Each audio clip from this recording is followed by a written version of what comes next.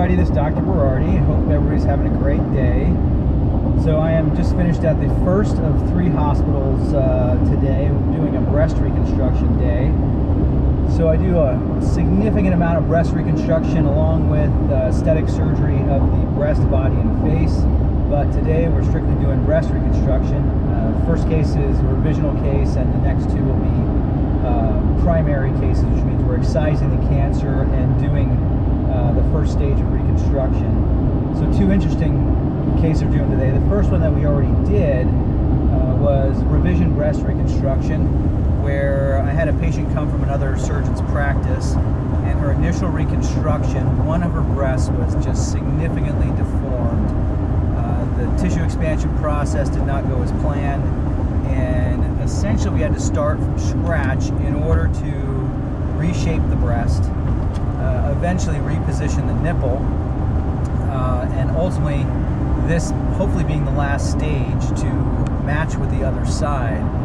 So prior to today's surgery, she had great nipple position compared to her other breast. However, the areolar tissue was not the same diameter as the other breast. So we typically tattoo areola in order to complete a breast reconstruction. However, she has a natural areola on the other side. Her current areola is too small, and instead of putting a ring of pigment around it, which would be fairly obvious, I went back and did a very, let's say, a very dated technique. Before tattooing came around, they used to use skin grafts in order to put the areolar tissue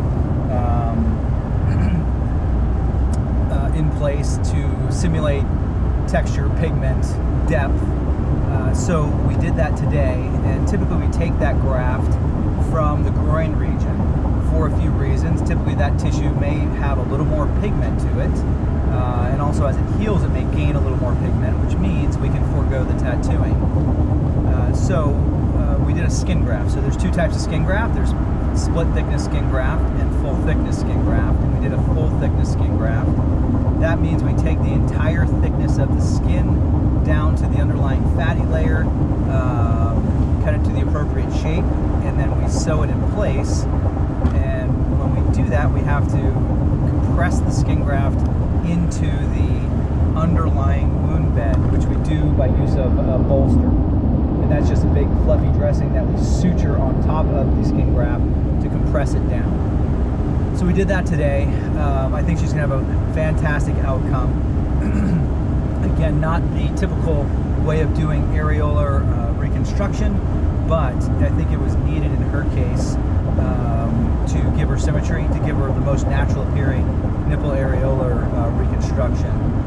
So the next case in which I'm on the way to do is actually we call an oncoplastic reconstruction. Onco meaning cancer, and plastic meaning to mold. So plastic surgeons don't deal with plastic. The plastic derivative is plasticos, which is a Greek term for to mold. So onco being cancer, plastic to mold. So what we're doing is combining a lumpectomy, which is taking away a breast cancer as well as a portion of tissue around it, combining that with a breast lift or breast reduction. Traditionally, cancer surgeons would do the lumpectomy. They would close the defect or the hole, and then the patient would undergo radiation, which is pretty standard after lumpectomy. The problem with that is having a defect or a hole or a cavity and then radiating it usually leads to a significant deformity where that hole collapses on itself and it's very difficult to fix.